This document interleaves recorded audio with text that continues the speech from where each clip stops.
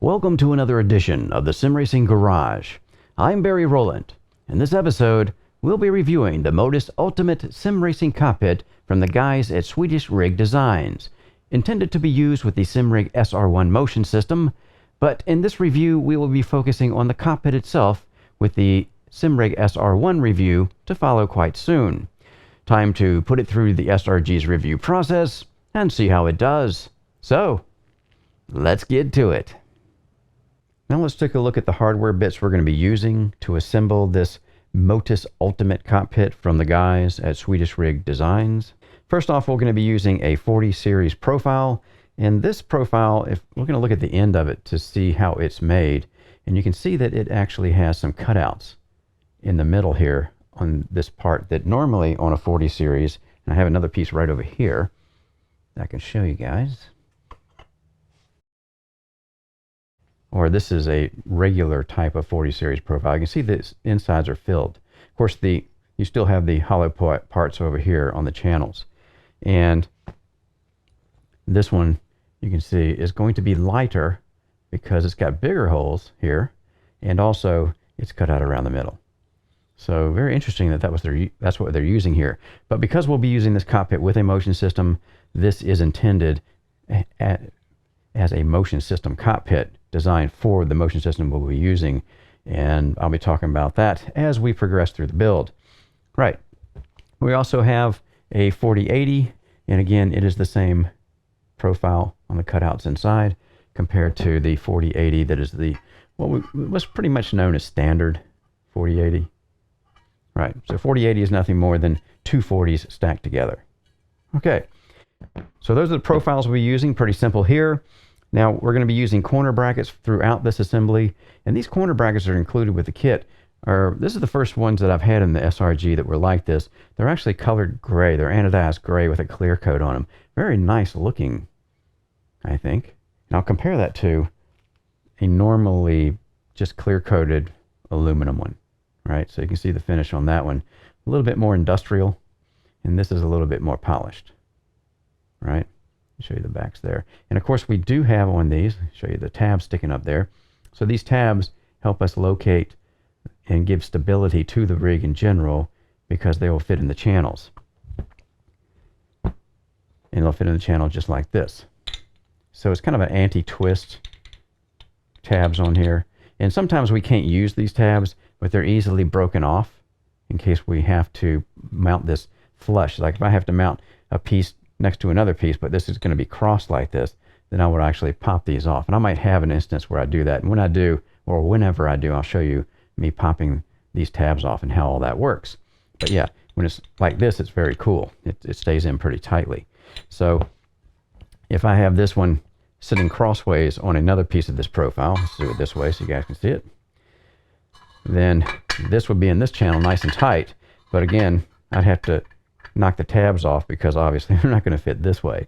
But when you have a profile that's crossing like this, then we have the tabs engaged in both sides. So it just makes for a stiffer end result when we cinch all this stuff together. All right, so we'll be using those. And the cool thing is, each one of these brackets comes individually wrapped.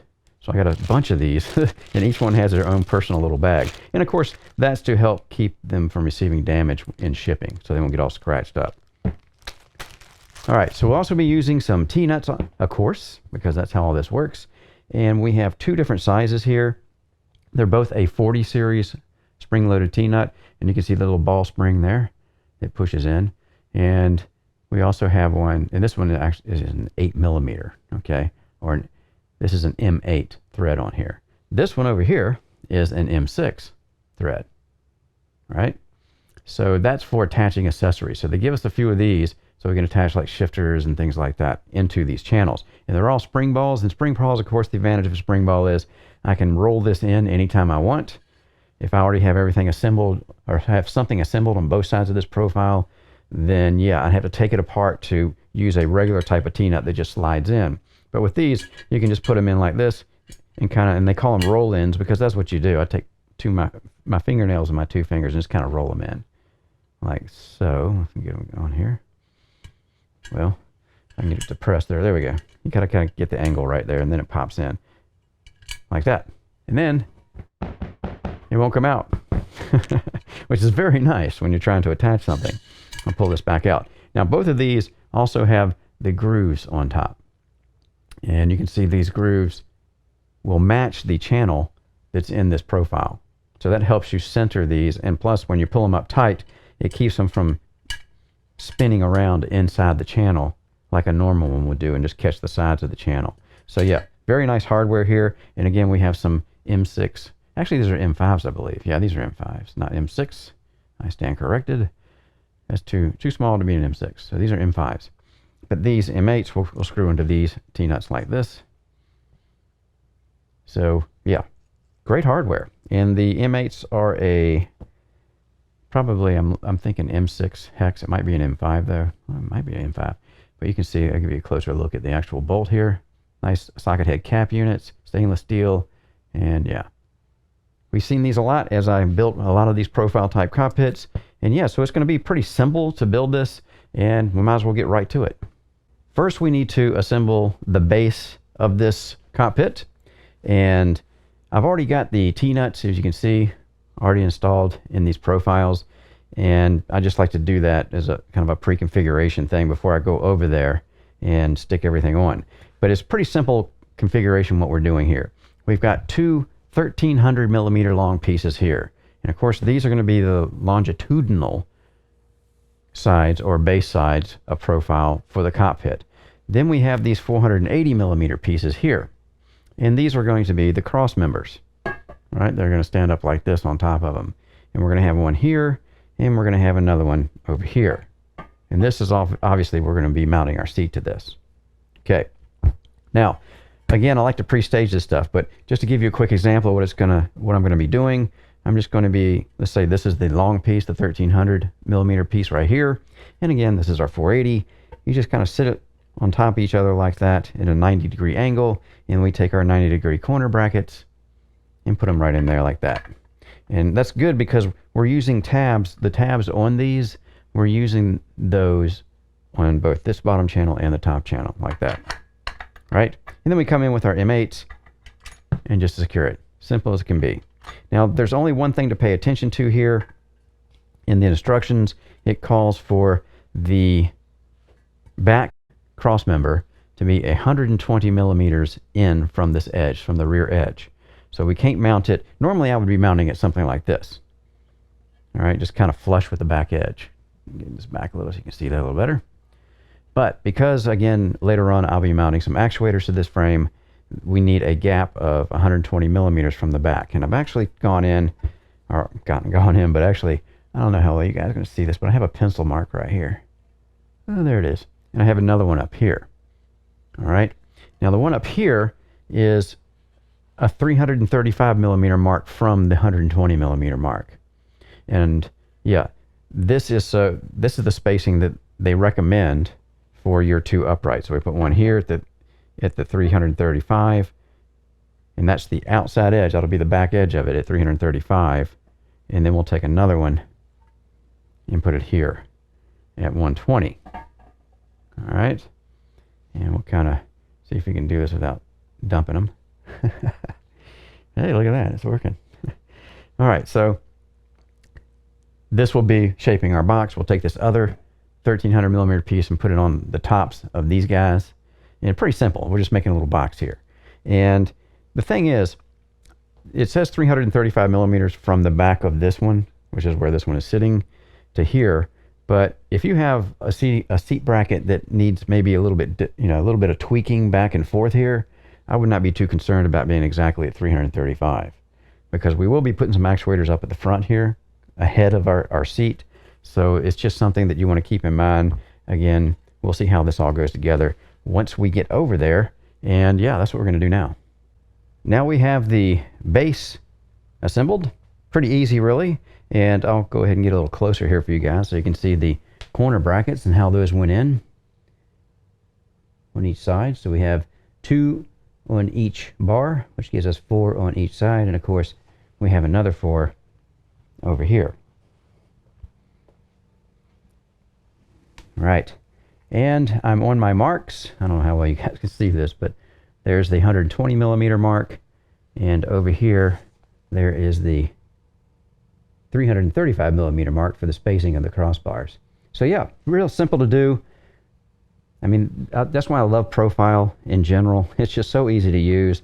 And once you've done it a little bit to put some profile together, then it's all the same after that. So you know, any kind of problems you had or troubles you had for something you didn't know about, easily resolved. And yeah, then you're on to the races, or off to the races rather. And yeah, this is a good result so far. So we'll get to the next segment. Now that we have the base assembled, it's time to start putting some uprights on it. And I'm going to show you a quick shot of the PDF manual picture here so that you guys can get an idea how this is supposed to look. And yeah, these are 600 millimeter long 4080 pieces, and you can see I've already got some corner brackets on the what I'm going to be calling the bottom. It could have been either end, it doesn't matter. But yeah, this is going to sit straight up on top of the longitudinal base 1300 millimeter long units, kind of like this, if this stays here. There we go. So that's what it's going to be looking like on both sides. And we also have some uprights that we're going to be putting on the very end of the chassis that you saw in that shot that I showed you. And these are going to be part of the pedal assembly for the pedal tray. And yeah, we'll get to that when we get to the pedal tray assembly. What I'm going to do now is, of course, I've already got these put together. Again, no sense in showing you how to do that because it's all the same stuff when it comes to profile when you're putting brackets on. So we'll go over and get these mounted on there and see what that looks like. Okay, now we have the uprights mounted. And yeah, real easy stuff here. Once you get to this point, it's just we put the M8 bolts in the bottoms there for both of these.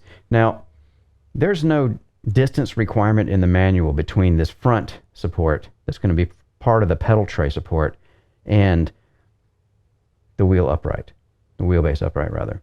So there's really nothing in there that says where this needs to be. So no right or no wrong. And again, it's really hard to judge this until we get the seat mounted and we get our cross mount mounted on the wheelbase. And yeah, so it's just one of those things where you don't tighten it all the way down yet until I'm actually sitting in the cockpit in the seat with the pedal tray in and with a wheel on, and then you'll know where the wheel needs to be. And it's not a big deal to loosen those M8 bolts on the bottom of these brackets, and very easy to slide them back and forth to exactly where you need them. So we'll move on to the, I believe, pedal tray next.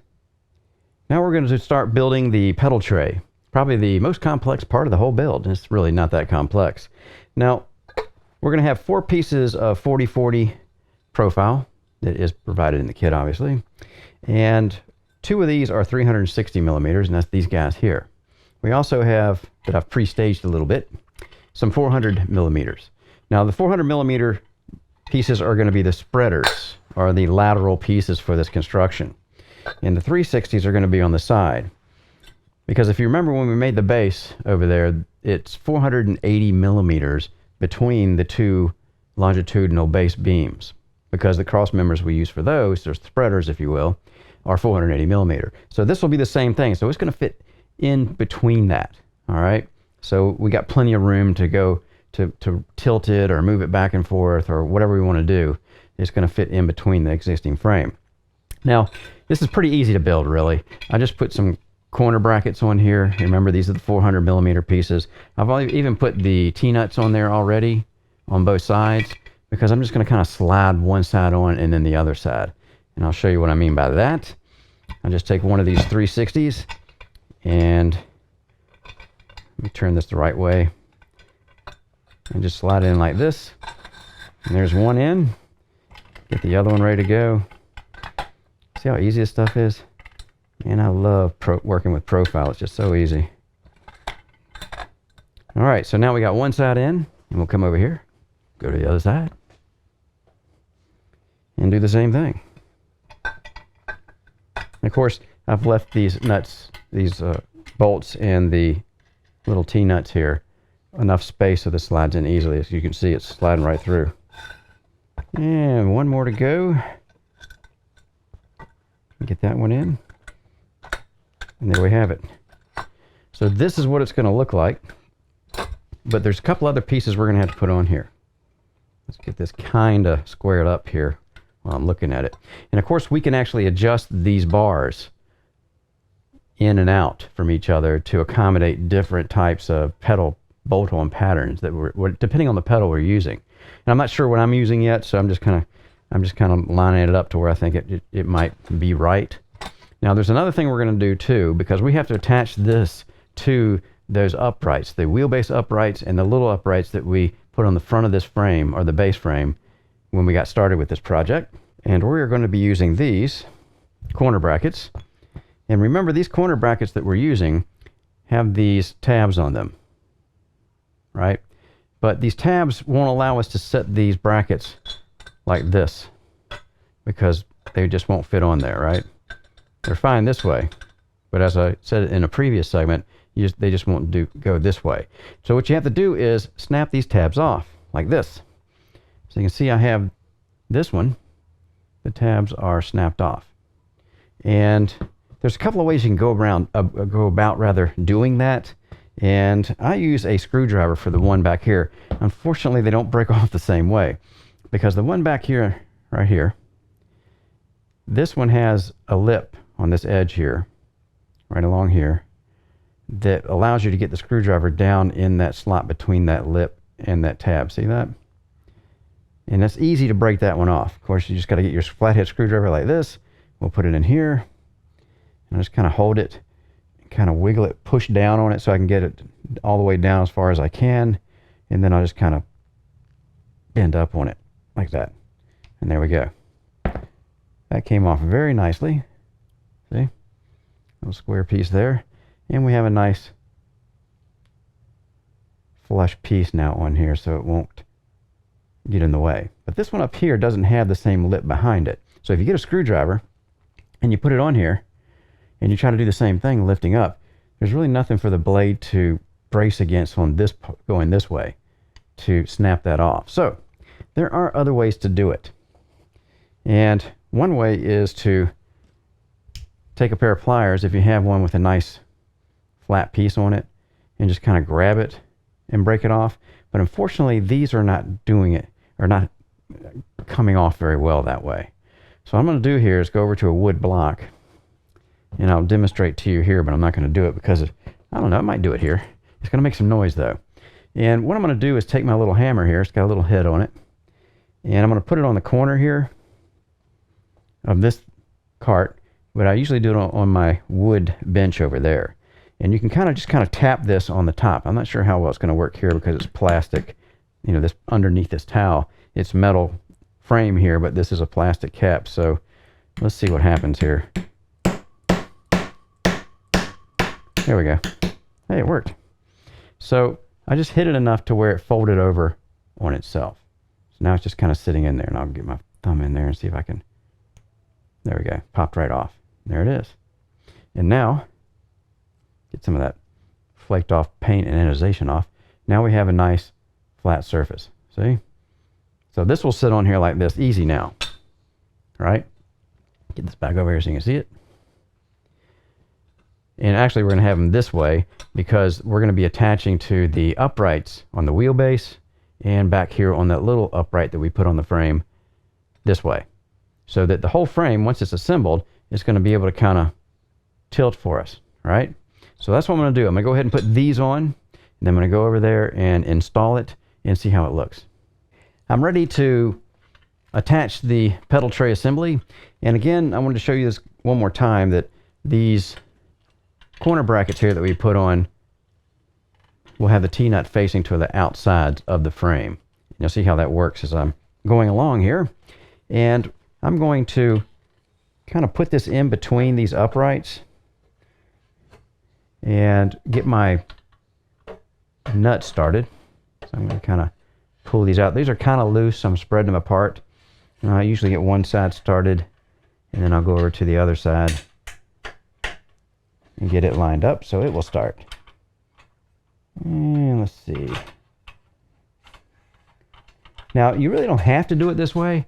I could just go ahead and put the T-nuts in first and just lower the whole thing down, and or just go in from that position and just, yeah, make it work that way. As far as have the T-nuts already installed down here, and then just kind of slide it in there and then put the bolts in. So I'm going to go ahead and loosen this one a little bit. And it helps when if you have your wrench with you when you do this. Because sometimes these are a little bit too tight, and if I loosen them up a little, they'll fall down a lot easier, like this. So we're just going to let this thing slide down, like this. Now, I want to get the back ones, all right? I want to get these back guys here and here into the side slots on these. Now, I just kind of randomly put these uprights, these little uprights, wherever I wanted to. But now I'm going to loosen them up and move them so I can bring them in forward to fit this. And of course, this is all adjustable. I mean, once you have your pedal tray mounted and everything, you'll be changing this maybe anyway, because you're going to want to adjust it for your pedal tray height and all that stuff, width, whatever it is that you're going to do with it. And I'm going to go ahead and kind of push this down a little. Lift this back up and get my T-nut started just like I did on the front. That's what I'm looking for here, and I'm sliding these things back and forth to line up correctly with what I want to do over here, like that. And you want to leave everything kind of loose. I think I tightened those up a little, yeah, so it's easy to do this. There we go. I'll get this side over here to go. We'll be home free, I think. Yep. And again, I'm going to loosen these up a little bit on the back because they're a little bit tight. There we have it. Get this one still a little bit too tight. There we go.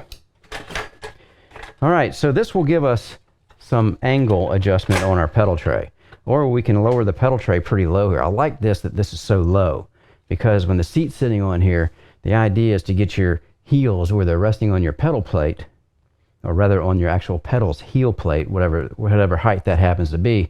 If you can get your bottom, when it's sitting in the seat, level with it on the same plane, it's much more comfortable seating position. At least it is for me. So now that this is done, we can actually move this up and down to change the angle on the pedals if we want to. And of course, we're only limited by how tall these are, these little pieces here. Now, if they were taller, we could actually get even more of an angle on it. So it's all relative, really, when it comes down to stuff like this. So yeah, there we have it. Pedal tray is now installed. And yeah, the only thing, let's see, we got to do the wheelbase. We're going to put the wheelbase cross member on here. And then we do have a shifter assembly, I believe, it will put on one side. But yeah, we'll get to the wheelbase cross member next. What you're looking at now is the wheelbase attachment point and support for the cross member, if you will, or spreader, for the wheelbase uprights we've already installed. And this is based on a 4080 profile, and we're going to have some 4040s sticking out the front of it, like this. So the idea is to bolt our brackets that are holding our DD wheel, our direct drive wheel, and that's what this is made for, because this is called the Motus Ultimate. And Swedish rig designs wanted to make sure that this thing could handle a direct drive wheel. And we're going to find out, we will here at the SRG. And again, this is a good design, I think, because we've got 4 corner brackets on the bottom that are going to be supporting or actually bringing in those wheelbase uprights and squeezing this together. So it should be a pretty good support. And we have 1 corner bracket on each side of these 40 series, and these are 100 millimeters long. And of course, this piece here is 480 millimeters long because it has to fit in between the uprights. So I like the looks of this and how this is going to work, I think. And it's going to sit just like this. I'll show it to you that way. And from the back.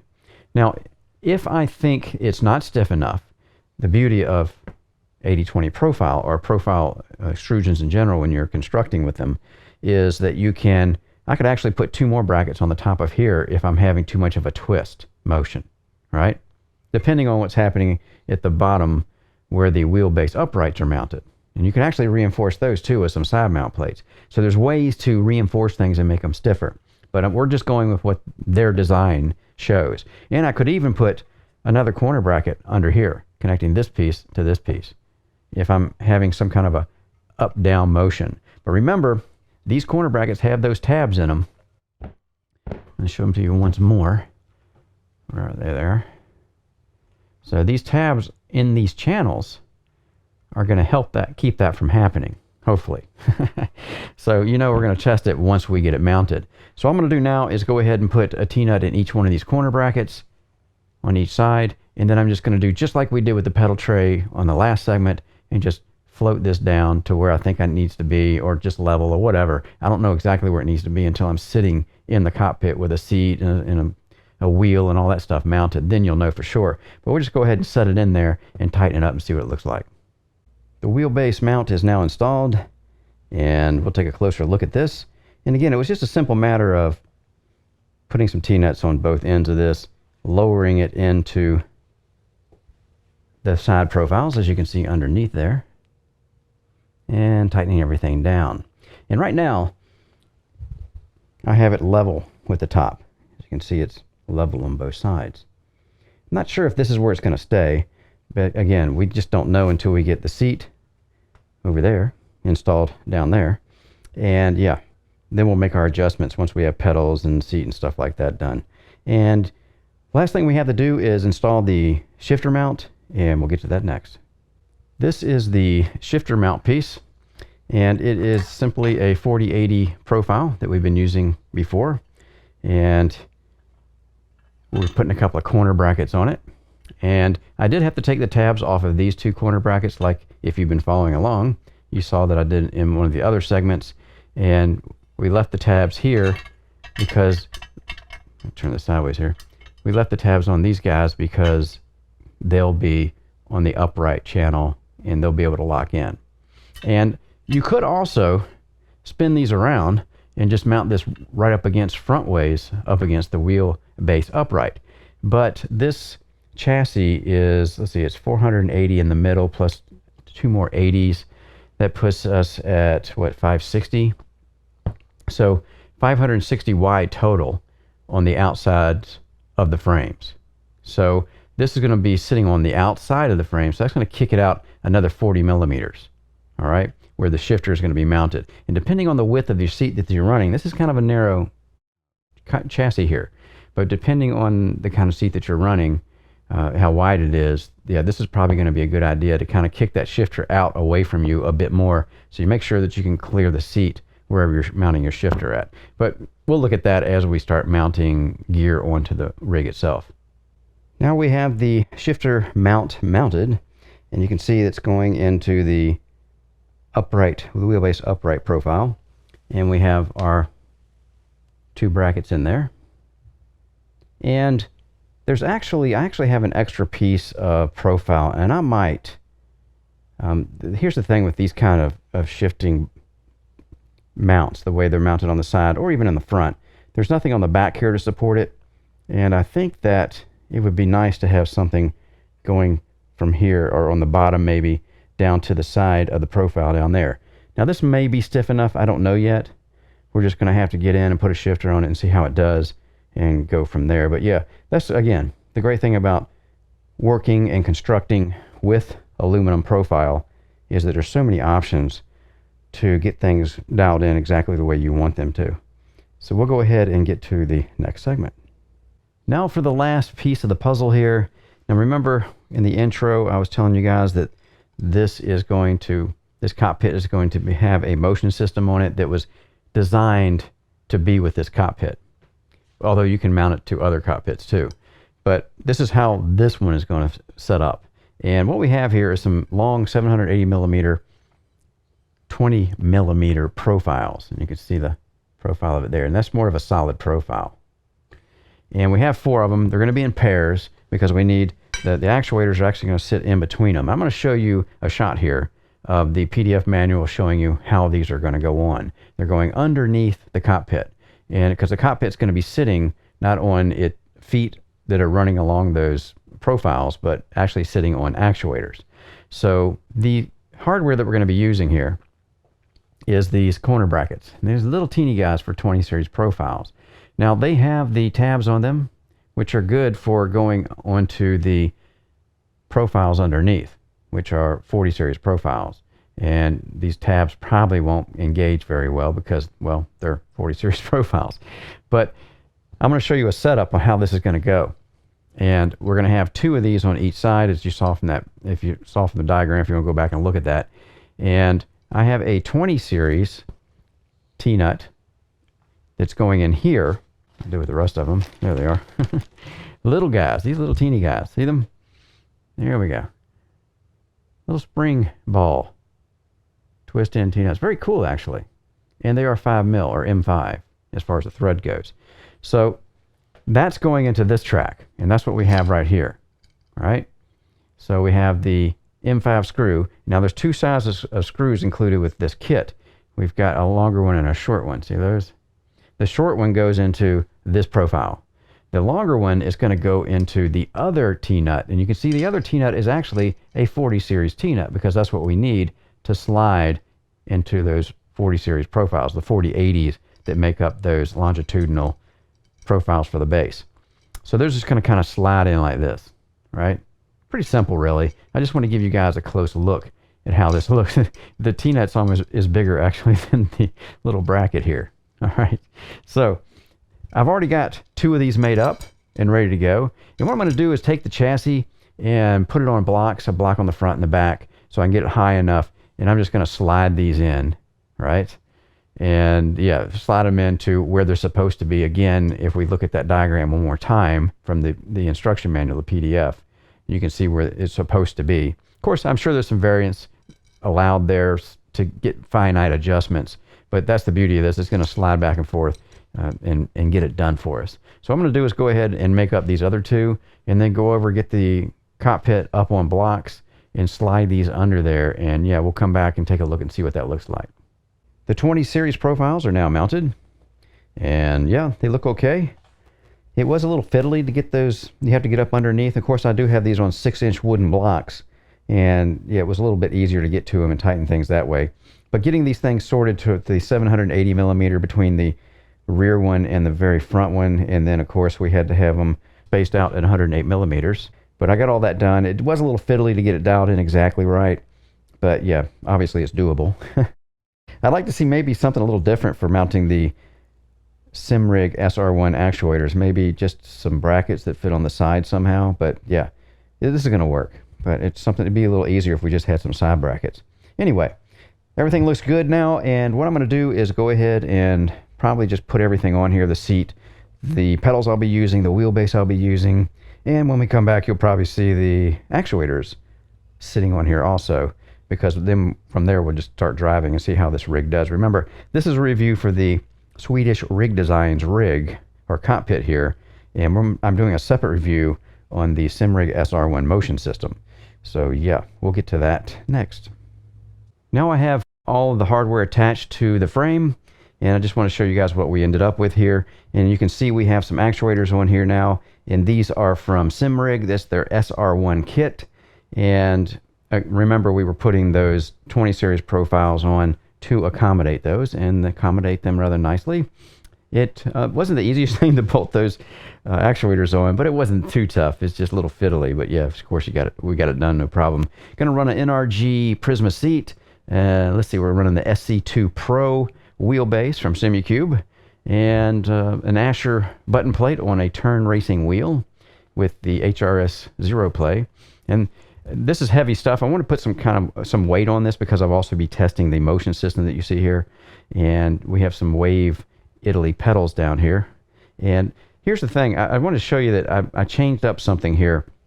The way the brake pedal tray is attached to the chassis. And what I did was, let me get down here so you guys can see this. Remember that it used to be attached on the bottom of the wheelbases here on that back channel and over here. But I couldn't get the pedals far enough back. And the pedal tray longitudinal pieces down there weren't long enough for me to be able to slide it when it was attached up here. They just weren't long enough. They'd been about another foot longer than maybe it would have worked. But anyway, that's the beauty of aluminum profile extrusions. We can do a lot with them as long as we have a couple of tools. And there's plenty of brackets in this kit for me to do this. So what I did was take the bracket obviously off the wheelbase and put it on the small upright for the front. And I put it on a long upright. There was another piece of 40 series in this kit that, of course, this is a lot longer than it needs to be, but yeah, I didn't want to cut it down just to do the testing because, you know, once you cut it, you can't put it back. So I just did it a little differently here, and now the pedal tray slides independently of the chassis wheelbase uprights. which before everything slid together, which depending on who you're talking to is an advantage or a disadvantage. And again, that's the beauty of this aluminum profile, that we can do so many different things with it to make it match our immediate needs. And yeah, make everything work right. The shifter bar over there, I'm probably going to use a handbrake on that because I want to do some dirt running on this motion system, but I'll put that on later.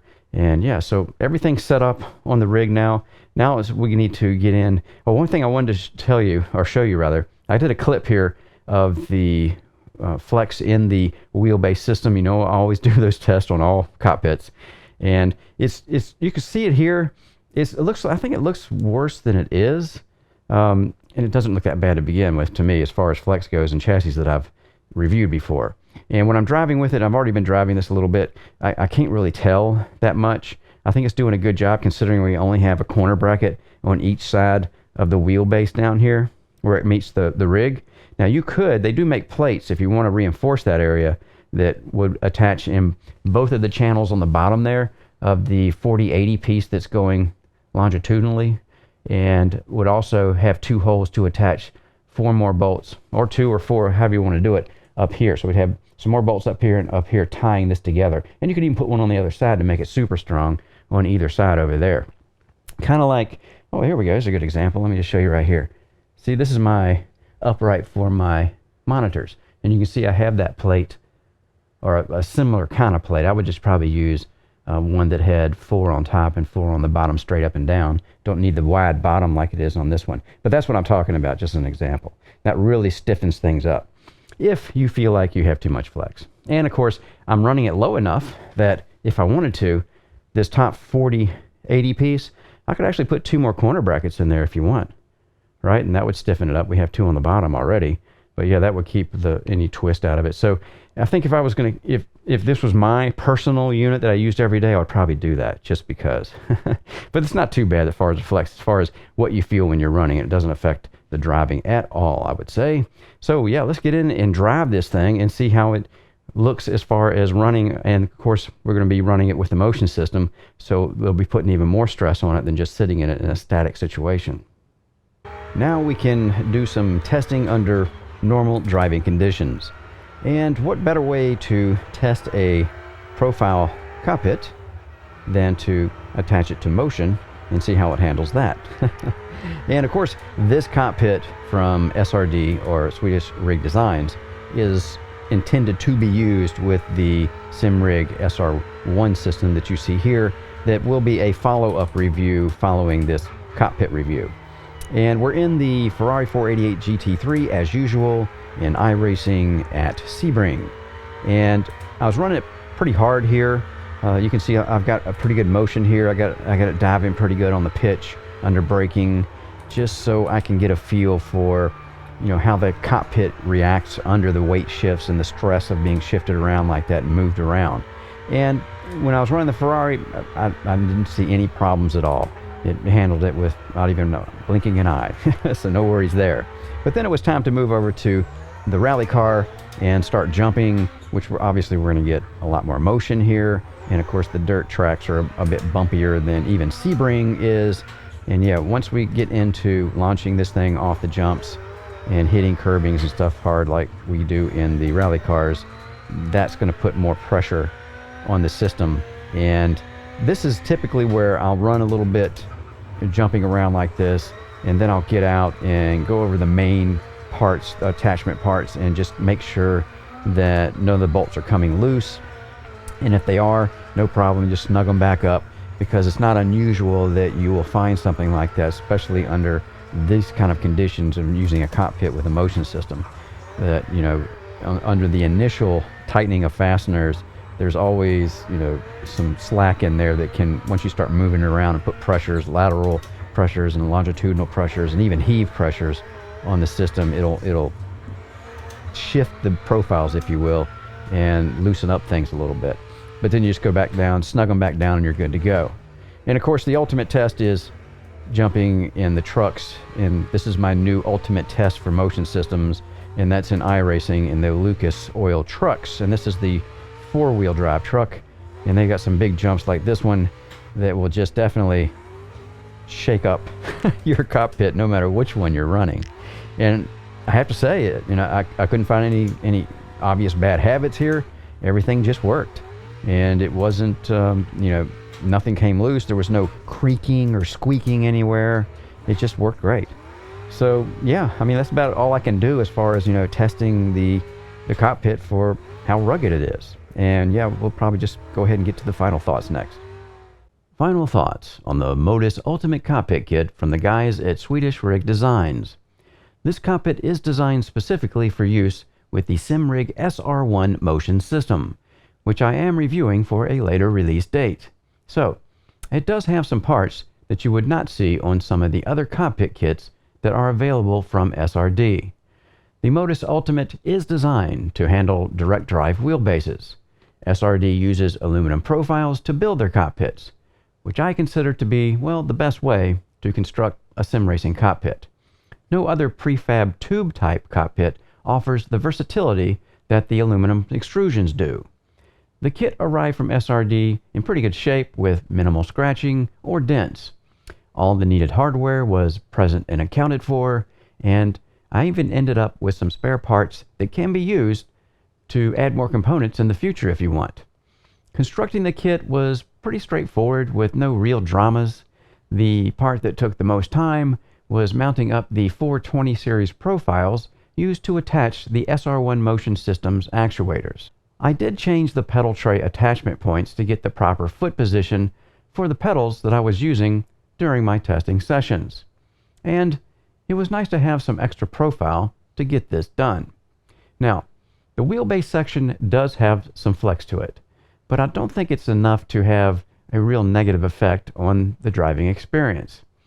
I really didn't notice it much when I was turning laps on the motion system. Now, a good test for any cockpit stiffness is to have a motion solution mounted to it, and here the Motus Ultimate did a good job. I couldn't detect enough flex for me to notice it when I was running the SR1 motion system, so it gets good marks in that department. Now, you can get this cockpit with the SR1 motion system for around 3,140 euros or $3,600, which will be great news for those looking to get a 4-actuator motion system. And overall, I think this cockpit is a solid unit and worth a look if you're in the need of one. If you're wondering about the SR1 motion system review, I'll be releasing that in about a week after I'm releasing this one. I'm Barry Rowland. Thanks again for watching the Sim Racing Garage channel. Don't forget to hit the subscribe button. And if you would like to help support what I do here at the SRG, visit my website at simracinggarage.com.